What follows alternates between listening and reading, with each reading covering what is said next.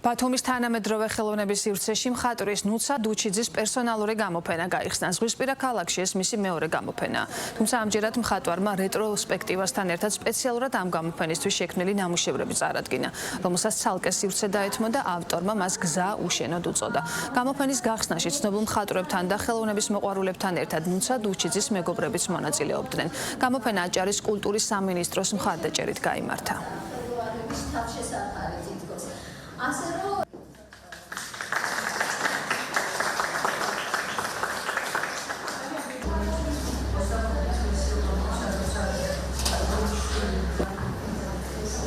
ბათუმი ჩემთვის ძალიან მნიშვნელოვანი ქალაქია, იმიტომ რომ ჯერ ერთი ისტორიულად ყველა ხელოვანისთვის არის ძალიან მნიშვნელოვანი აქ გარკვეული ეტაპის გავლა და ყოველთვის ძალიან მიხარია, როცა ბათუმში მიწვევენ გამოფენაზე.